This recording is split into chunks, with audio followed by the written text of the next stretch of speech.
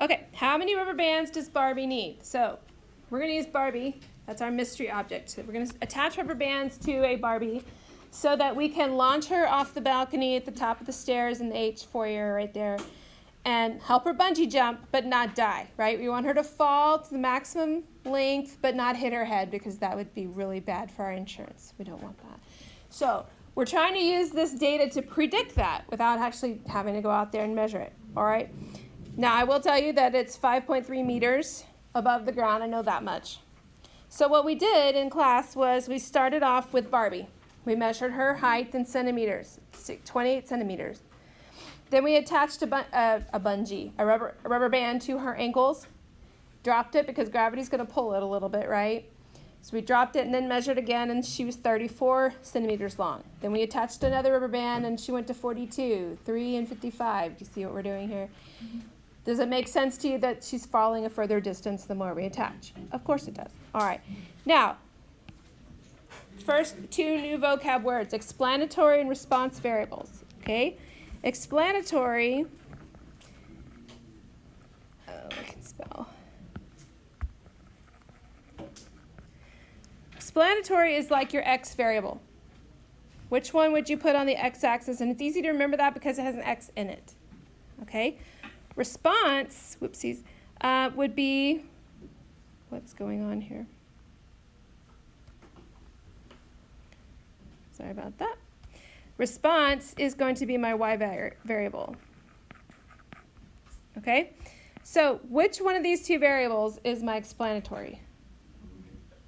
The bands, right? The rubber bands. And the response to the more rubber bands, the farther we fall, right? Distance of the fall in centimeters.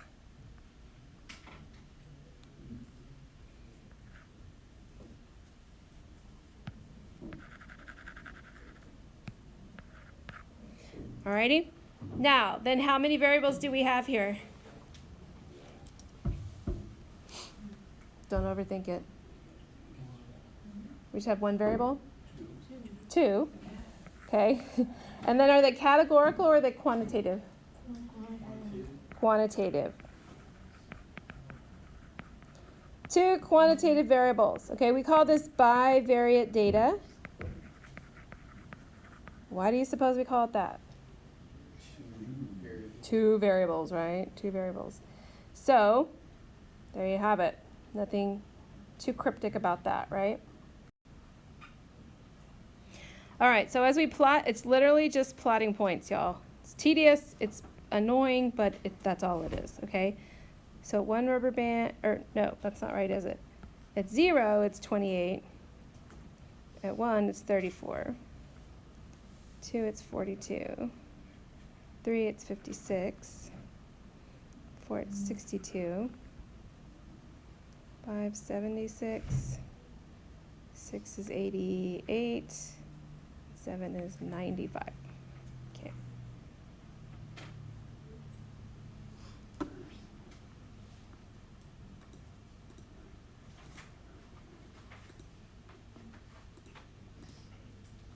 Okay, tough stuff, right? Making our scatter plots. Hardest part is marking your axis, right? Now, do you remember back in chapter 1 when we did distributions and we had to do the descriptions using socks? Do you remember all that? We get a new little acronym here to describe scatter plots.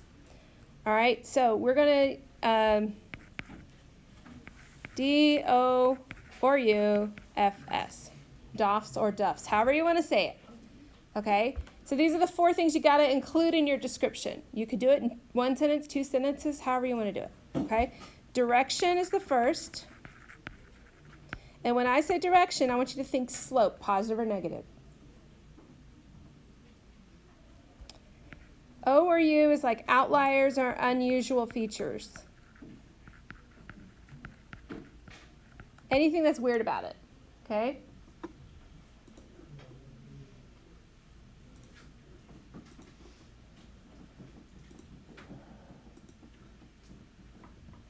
F is for form.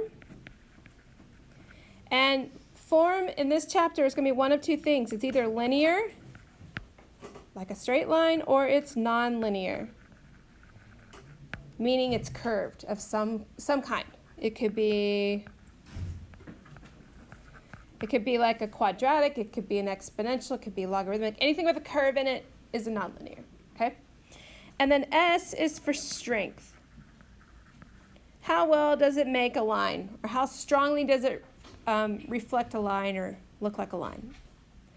Okay, so let's try this with this data. So, you always have to include context. So I always try to start with context. Sometimes I forget, but I try to start with context all the time.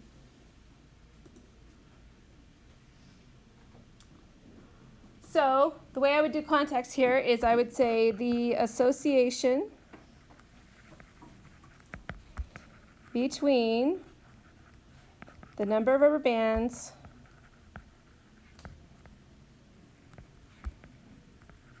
and the length of Barbie's fall is, that's my context. I only have to do it once. It's all there.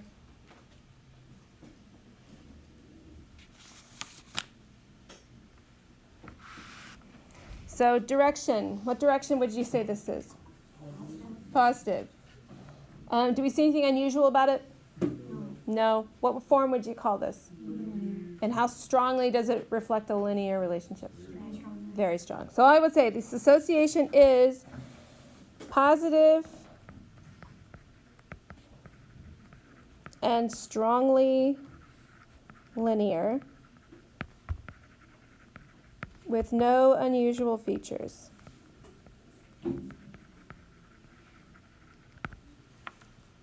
Easy peasy, right?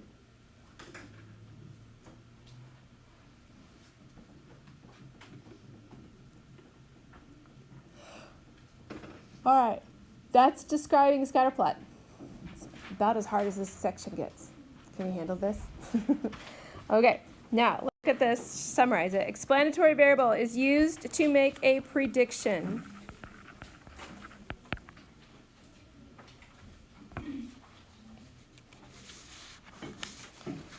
The response variable are the outcomes.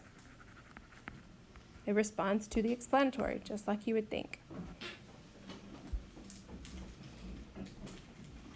And then the summary of our defs or adofs, whatever we can call it.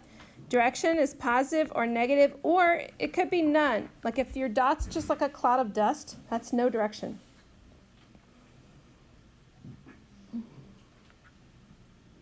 Unusual features, we know what that is.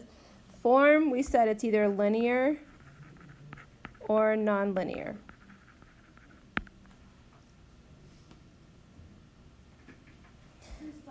Yeah. So for direction, none would be like when they're just like all clumped up together. Yeah, like it just looks like a cloud, and you can't tell if it's moving up or moving down. It's just, we'll see some of those in the days to come. You'll see what I'm talking about. Strength, right now, you can say weak,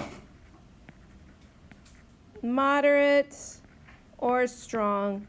The next simulation we do will get more specific on the strength because we actually have a measurement for it. So stay tuned for more details. But when we do this, always don't forget to add context, right?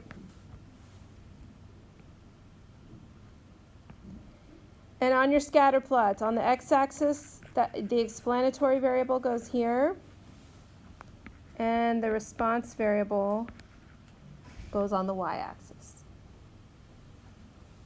And then, like this would have no direction. You can't tell anything from that, right? There's no movement there. So that would be a no direction kind of deal. Okay, let's try this sample out, okay?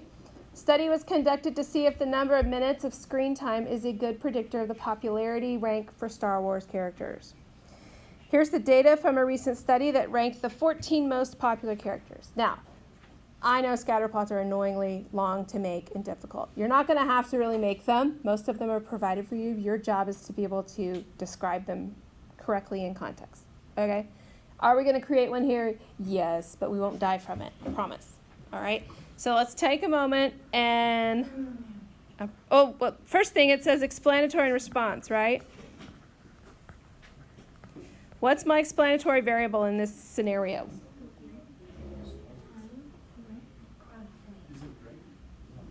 It's not the rank because they want to see if the number of minutes is a good predictor of rank.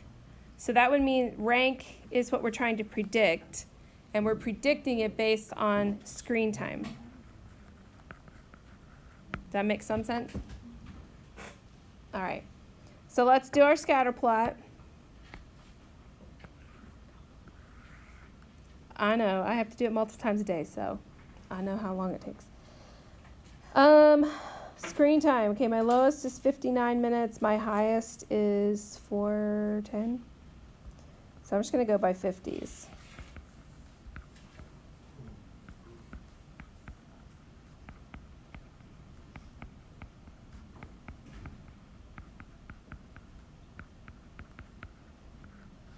Okay, now we need to do the description for this thing, all right?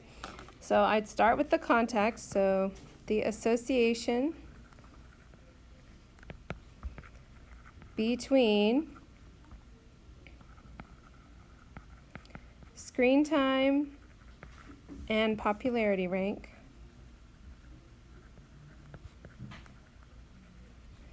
is,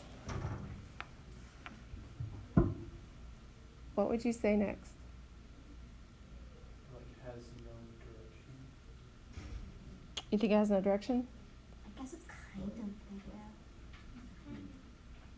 I would say it's negative, but it's really weak. Oh. Does that work? Sometimes strength can help with that. It's not clearly negative or clearly positive, but I think it's more negative than positive, right? Direction-wise. So I would say it's weak, and probably linear because it's not curving. I don't see it curving in any way. But it's weakly linear, right? Weak is a big, nice adjective that covers lots of faults, right? So are we okay with that? Unusual features? Honestly, I think it's so it's so weak it's hard to know if anything's unusual, right? So you can just say there's no unusual features.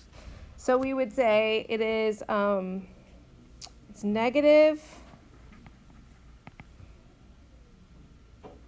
linear, and very weak. With no apparent unusual features.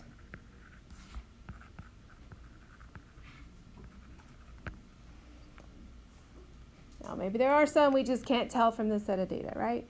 It's not very clear. That's 3.1. Being able to look at a scatter plot, describe correctly a scatter plot, look at a scenario, and pick out explanatory and response variables. Can you handle that on your quiz Thursday? So I will tell you this, in the practice packet, I have a bunch of scatter plots, and your job is to describe them. Now, I'm not going to require that you do a whole sentence thing on every one of them. I'm giving you this little out here. On the practice, when I check them, I want to see this thing, right?